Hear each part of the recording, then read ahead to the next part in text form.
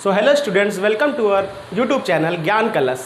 जैसा कि मैंने पिछले वीडियो में देखा था, हमने बात किया था एक्सेप्शन हैंडलिंग में कितने टाइप्स के एरर जनरेट होती हैं, ठीक है, कितने टाइप के एरर थी, वो सब कैसे होते हैं, ठीक है, उनके बारे में हमने देखा था एक एक करके। जैसे जीरो डिवीजन एरर हो गई, किस टाइप का जनरेट होती है, ठीक है, या वैल्यू एरर हो गई, या नेम एरर हो गई, ये सब जनरेट कब होती है, ठीक है। आज हम इस वीडियो में देखेंगे कि इन सारी एरर्स को हैंडल कैसे किया जाता है, ठीक है, कितने टाइप के ब्लॉक्स होते हैं, उन ब्लॉक्स का वर्क क्या होता है, एक एक करके हम सारे एरर्स को देखेंगे और आज हम लोग इनके सारे कोड्स को भी एग्जीक्यूट करेंगे, ठीक। तो सबसे पहले अगर हम लोग बात कर लें कि एरर्स की बात कर लें, तो एरर्स को हैंडल करने के लिए हमें 3 ब्लॉक को ध्यान में रखना होगा, ठीक है। सबसे पहला जो हमारा होता है वो होता है ट्राई ब्लॉक।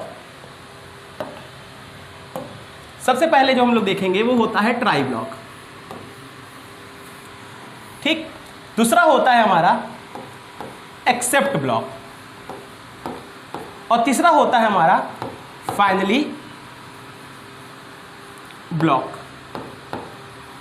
3 ब्लॉक से हम लोग कोड एक्सेप्शन हैंडलिंग को, जितने भी एरर्स जनरेट होते हैं उन्हें हैंडल करेंगे। देखिए ट्राई ब्लॉक क्या होता है। सबसे पहले अगर हम बात कर ले ट्राई ब्लॉक की, ठीक, तो ट्राई ब्लॉक क्या करता है, अगर कोड का ऐसा पार्ट जिसमें हमें लगता है कि एक्सेप्शन जनरेट हो सकती है या एरर जनरेट हो सकती है, तो उसके अंदर जितनी भी चीजें होगी वो ट्राई ब्लॉक के अंदर हम लोग रखेंगे, ठीक है। ऐसा पार्ट जहां पर हमें लगे कि एरर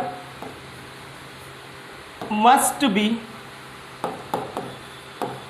जनरेटेड, या जहां पर एरर जनरेट हो सकती है, तो उस ब्लॉक को हम लोग बोलते हैं ट्राई ब्लॉक, ठीक। जब हम लोग कोड लिखेंगे तो हम लोग क्या करेंगे, ट्राई ब्लॉक में ऐसी चीज लिखेंगे कि जहां हमें लगे कि यहां पर एरर जनरेट हो सकती है तो उसको हम लोग ट्राई ब्लॉक में लेंगे, ठीक।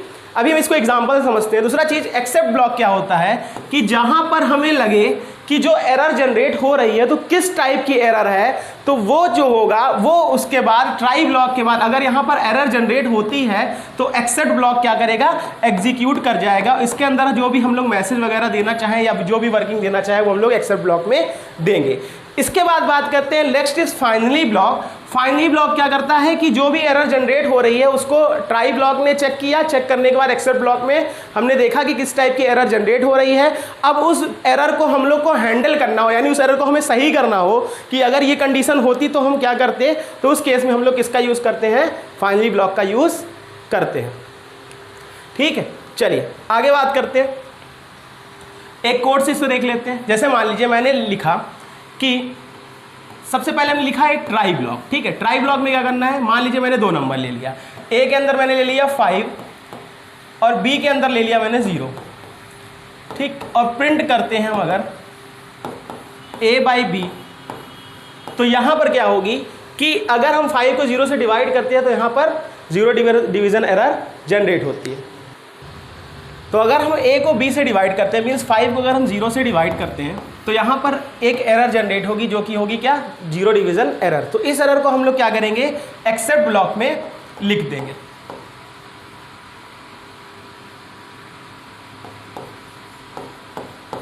इसमें क्या लिखेंगे, हम लोग लिखेंगे 0 डिवीजन एरर, ठीक। अब क्या होगा, यहां पर हम एक मैसेज दे देते हैं, प्रिंट रॉन्ग। तो इस केस में क्या होगा, देखिए ट्राई ब्लॉक में हम लोग कोड ऐसा डालते हैं जहां पर एक्सेप्शन अकर हो सकती है, ठीक है। अब अगर एक्सेप्शन अकर होगी तो एक्सेप्ट ब्लॉक क्या करेगा, एग्जीक्यूट करेगा। अगर एक्सेप्शन अकर नहीं होती तो एक्सेप्ट ब्लॉक एग्जीक्यूट नहीं करेगा। अगर हम यहाँ पर 0 की जगह पर अगर हम यहाँ पर 6 देते तो यहाँ पर एक्सेप्शन जनरेट ना होता तो एक्सेप्ट ब्लॉक एग्जीक्यूट ना होता। तो अगर ट्राई ब्लॉक में एक्सेप्शन जनरेट होगी तो एक्सेप्ट ब्लॉक एग्जीक्यूट होगा, अगर ट्राई ब्लॉक में एक्सेप्शन जनरेट नहीं होगी तो एक्सेप्ट ब्लॉक एग्जीक्यूट नहीं होगा, ठीक है। आइए हम लोग इसको देखते हैं कोड के थ्रू कि इनके कोड कैसे इम्प्लीमेंट होते हैं। चलिए तो हम लोग आ जाते हैं अपने कंप्यूटर स्क्रीन पर और हम एक न्यू फाइल ले लेते हैं और यहाँ पर हम लोग देखेंगे कि कैसे एक्सेप्शन जनरेट होता है, उसको हम लोग ट्राई ब्लॉक में रखेंगे। ठीक है, और उसमें जो भी जिस टाइप की एक्सेप्शन होगी उसके लिए हम लोग एक एक्सेप्ट कोड को यूज़ करेंगे। एक्सेप्ट में हम लोग उसको क्या करेंगे कि उस ब्लॉक को एग्जीक्यूट कराएंगे। ठीक है, सबसे पहले हम क्या करते हैं, एक ट्राई ब्लॉक ले लेते हैं। इसमें मैंने एक वेरिएबल ले लिया x इंटीजर इनपुट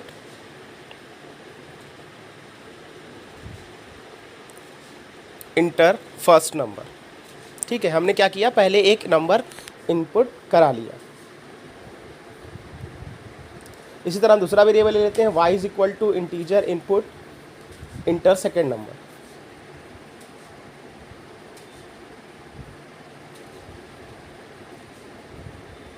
ठीक है, चलिए अब हम क्या करते हैं, x को y से डिवाइड करते हैं।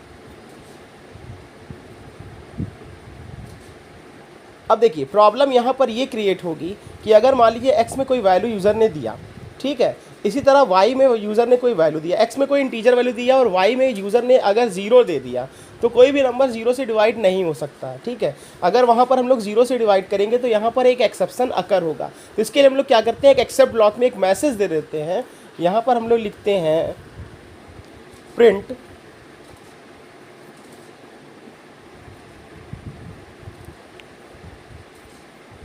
Can not divided by 0।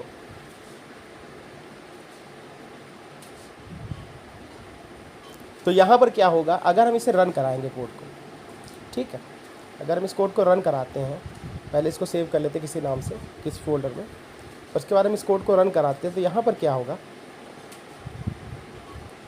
कि पहले हम इसमें फर्स्ट नंबर हमसे मांगेगा, हमने मान लीजिए डाल दिया 12। ठीक है, अगर हमसे सेकंड नंबर मांग रहा है, मान लीजिए मैंने डाल दिया 3, और अगर हमने देखिए दोनों वैल्यू सही डाली, 12 को 3 से डिवाइड किया, हमारा आंसर आ गया 4। ठीक है, यहाँ पर कोई दिक्कत नहीं है। देखिए अगर यूज़र ने यहाँ पर y की प्लेस पर यानी सेकेंड नंबर पर अगर मैंने 0 दिया होता, ठीक, तो यहाँ पर एक्सेप्शन अकर होता। मान लीजिए मैंने सेकंड नंबर डाला 0, ठीक, तो यहाँ पर एक्सेप्शन अकर होगा, और इस केस में, ठीक है, इस केस में आंसर क्या आएगा, हमारा एरर आएगा। ठीक है, एरर जो जनरेट होगा, और जब एरर जनरेट होगा तो हमारा एक्सेप्ट ब्लॉक एग्जीक्यूट करेगा। ठीक है, और जब एक्सेप्ट ब्लॉक एग्जीक्यूट करेगा तो जो भी हमने एक्सेप्ट ब्लॉक के अंदर दिया था वो प्रिंट हो जाएगा। तो वहाँ पर मैंने दिया था कैन नॉट डिवाइडेड बाई 0, तो एक्सेप्ट ब्लॉक हमारा एग्जीक्यूट कर गया, और यहाँ पर आंसर आ गया हमारा क्या, कैन नॉट डिवाइडेड बाई 0।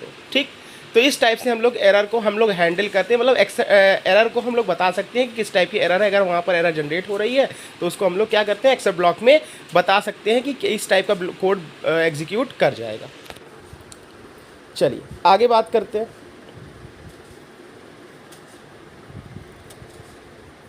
अब हम लोग बात करेंगे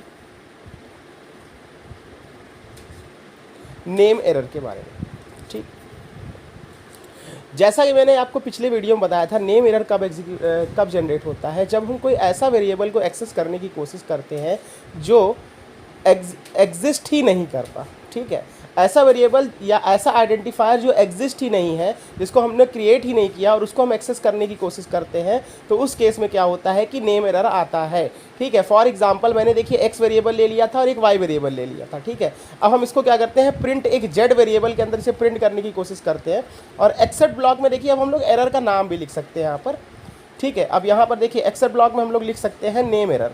ठीक है, क्योंकि यहाँ पर नेम एरर जनरेट हो रही है, या दोनों एरर भी हम लोग देख सकते हैं, जो भी एरर होगी उसको हम लोग नेम के थ्रू दे सकते हैं ताकि उसी वही वाला एक्सेप्ट ब्लॉक एग्जीक्यूट करे। तो हमने यहाँ लिख दिया नेम एरर। ठीक है, नेम एरर में हम लोग यहाँ लिख देते हैं, कुछ मैसेज दे देते हैं, यहाँ पर हम लोग देते हैं वेरिएबल डज नॉट एग्जिस्ट या समथिंग कुछ, डज नॉट एग्जिस्ट। ठीक है, यहाँ हमने लिख दिया वेरिएबल डज नॉट एग्जिस्ट। अब क्या करेगा कि अगर मान लीजिए हमने इसको रन कराया, ठीक है, इस कोड को मैंने रन कराया, तो देखिए मैंने एक x वैल्यू ले ली है, एक y वैल्यू ले ली है, लेकिन हम प्रिंट किसको कर रहे हैं, z को प्रिंट कर रहे हैं। तो z नाम का कोई वेरिएबल एग्जिस्ट ही नहीं है, तो इस केस में क्या देगा, एरर देगा। ठीक है, एक हम जीरो डिवीजन एरर भी यहाँ पर हमने एक कोड बना लिया। ठीक है, एक्सेप्ट ब्लॉक हमने एक जीरो डिवीजन एरर का भी बना लिया, क्योंकि देखिए यहाँ पर जीरो डिवीजन एरर तो आएगी नहीं, तो ये वाला कोड एग्जीक्यूट, नीचे वाला ब्लॉक एग्जीक्यूट नहीं करेगा, एक्सेप्ट वाला ब्लॉक एग्जीक्यूट, नीचे जीरो डिवीजन वाला एरर ब्लॉक एग्जीक्यूट नहीं करेगा, तो ऊपर वाला नेम एरर वाला एग्जीक्यूट कर जाएगा। तो चलिए इसको रन करा के देखते हैं। ठीक है,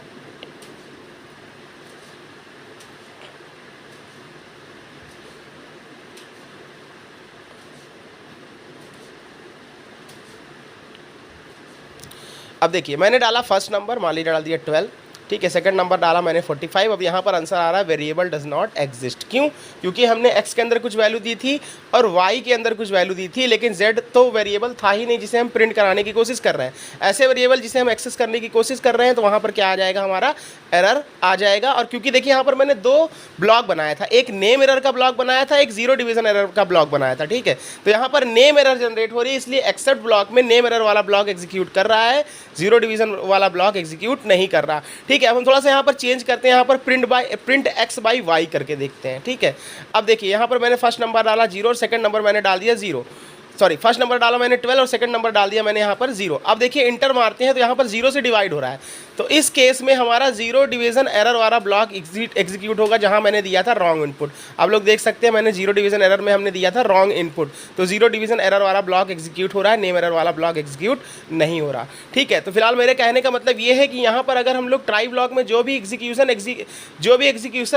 एक्सेप्शन अकर करती है तो उसी का ही एक्सेप्ट ब्लॉक एग्जीक्यूट करता है, अगर हम लोग डिफरेंट टाइप के एक्सेप्ट ब्लॉक बना दिए तो। जैसे मैंने यहाँ पर नेम एरर का एक एक्सेप्ट ब्लॉक देखा है और एक जीरो डिवीजन एरर का एक्सेप्ट ब्लॉक देखा है, ठीक है। आ जाते हैं हम लोग नए न्यू कोड पे, ठीक है। अब हम लोग बात करेंगे वैल्यू एरर के बारे में, सॉरी बात करते हैं हम लोग टाइप एरर के बारे में।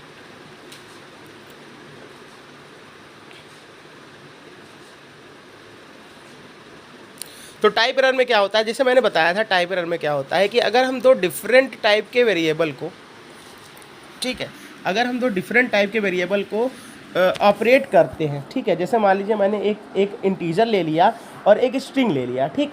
अब हम इन दोनों को ऐड करने की कोशिश करते हैं या कॉन्केट करने की कोशिश करते हैं, तो देखिए कभी भी इंटीजर स्ट्रिंग के साथ कॉन्केट नहीं होता, ठीक है। तो मैंने यहाँ पर ट्राई ब्लॉक के अंदर एक ले लिया एक इंटीजर, इसमें मैंने 10 स्टोर कर दिया, बी के अंदर मैंने हेलो स्टोर कर दिया और प्रिंट कर रहे हैं a+b। तो यहाँ पर देखिए 100% एक्सेप्शन जनरेट होगा, यहाँ पर एरर जनरेट होगा। और कैसा एरर जनरेट होगा? टाइप एरर होगा। तो इसके लिए हमने एक्सेप्ट ब्लॉक में एक टाइप एरर नाम का एरर जनरेट बना दिया, ठीक है। यहाँ पर हम लिख देंगे, एक मैसेज दे देंगे, प्रिंट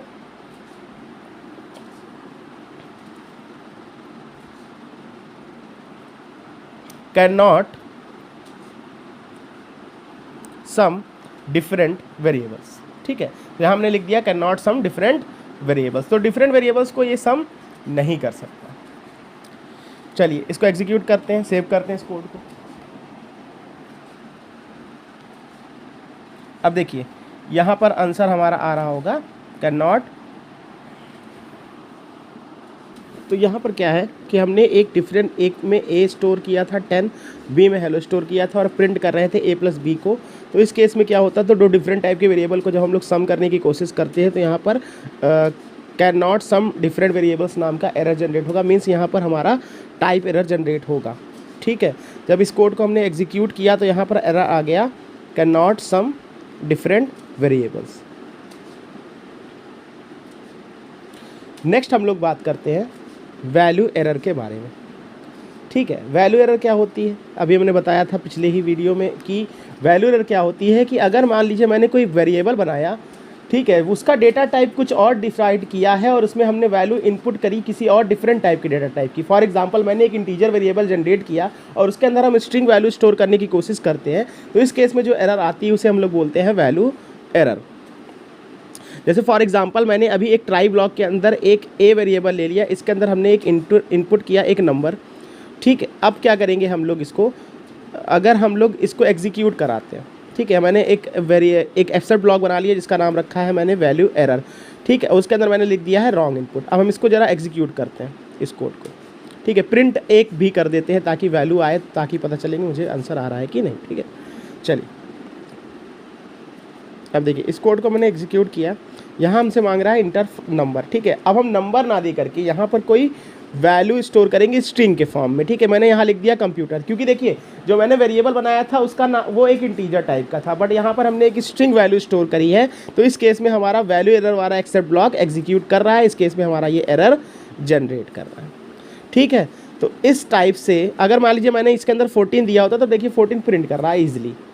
तो इस टाइप से हम लोग डिफरेंट टाइप्स की एरर के लिए हम लोग एक्सेप्ट ब्लॉक बना सकते हैं। ठीक है, अगर मुझे लगता है कि किसी कोड के सेक्शन में यहाँ पर एरर जनरेट हो सकती है तो उसको हम ट्राई ब्लॉक के अंदर रखेंगे, और जिस टाइप की एरर जनरेट होगी उसको हम लोग एक्सेप्ट ब्लॉक में रखेंगे। चलिए आगे बात करते हैं हम लोग कि अब हम लोग ये जो एरर जनरेट हो रही है इसे हैंडल कैसे करते हैं। ठीक है, जो एरर जनरेट हो रही है उसे हम लोग हैंडल कैसे करेंगे। जैसे मान लीजिए मैंने ट्राई ब्लॉक के अंदर कोई कोड दिया जिसमें एरर जनरेट हो सकती थी। ठीक है, एक्सेप्ट ब्लॉक के अंदर हमने क्या किया कि जो एरर जनरेट हो रही थी उसके बारे में मैंने डिस्क्रिप्शन दे दिया, कुछ भी मैसेज दे दिया कि ये एरर जनरेट हो रही है। लेकिन मान लीजिए अगर ये एरर जनरेट हो रही है तो हम लोग इसे हैंडल कैसे करेंगे। तो इसके लिए हम लोग एक और ब्लॉक का यूज़ करते हैं जिसका नाम है फाइनली ब्लॉक। ठीक है, एक और ब्लॉक का यूज़ करेंगे जिसे हम लोग क्या बोलते हैं, फाइनली ब्लॉक। चलिए इसको हम लोग एक कोड से समझते हैं।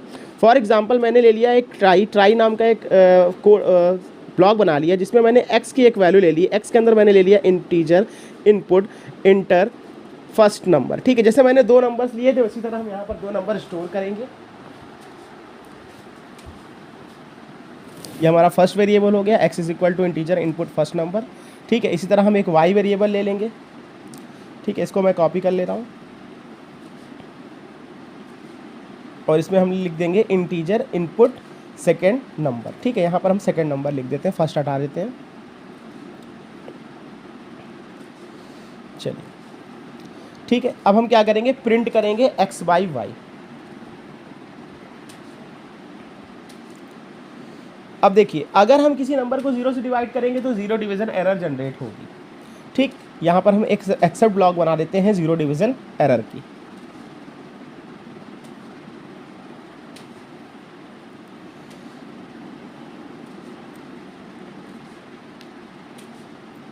प्रिंट करते हैं यहाँ पर कैन नॉट डिवाइडेड बाई 0। जैसे मैंने पिछले ब्लॉक में भी स्टार्ट के कोड में देखा था, कैन नॉट डिवाइड बाई 0 मैंने यहाँ पर मैसेज दे दिया। अब देखिए यहाँ पर एरर जनरेट हो रही है। ठीक है, अब एरर अगर जनरेट होती है तो उसे हैंडल कैसे करते हैं, तो उसके लिए हम लोग एक ब्लॉक बनाते हैं जिसका नाम है फाइनली ब्लॉक। ठीक है, अब उस कोड को हम सही करेंगे जहाँ पर गलती आ रही। गलती कहाँ पर आ रही थी, हमारे वाई वेरिएबल में। ठीक है, तो वाई वेरिएबल को हम यूजर से फिर से इनपुट कराएंगे, तो यहाँ पर मैसेज दे देंगे integer input enter second number और लिख देते हैं अगेन, यानी ताकि यूजर को लगे कि हमने सेकेंड नंबर क्या दिया था, गलत दिया था, तब वो दोबारा से उस वैल्यू को इनपुट करेगा। ठीक, अब क्या करेंगे हम लोग, प्रिंट x बाई वाई करेंगे। देखिए अब क्या होगा अगर हम इस कोड को रन कराते हैं तो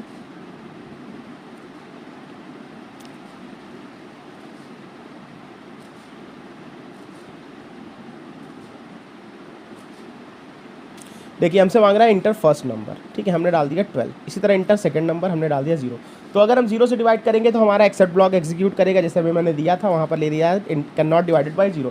बट अब हमारा फाइनली ब्लॉक भी एग्जीक्यूट कर गया और वहाँ पर देखिए मांग रहा है इंटर सेकंड नंबर अगेन, जो मैंने फाइनल ब्लॉक में दिया था। ठीक है, अगर हम यहाँ पर दोबारा से नंबर डालते हैं 4 तो देखिए आंसर आ जाएगा 3.0, यानी 12 को अगर हमने 4 से डिवाइड किया तो यहाँ पर आंसर आ गया हमारा 0। तो इस तरह से हम एरर जो भी जनरेट हो रही है उसको हम लोग फाइनली ब्लॉक से हैंडल कर सकते हैं।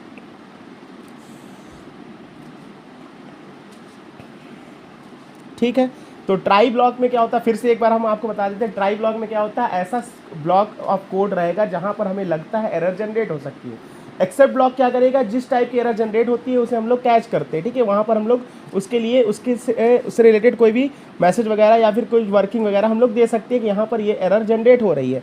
ठीक है, और फाइनली ब्लॉक उसे क्या करता है, सही करता है। उसमें हम लोग उस कोड को करेक्ट करते हैं कि अगर यहाँ पर एक्सेप्शन अकर हो रही है तो फाइनली ब्लॉक उसे क्या कर देगा, एग्जीक्यूट कर जाएगा। ठीक,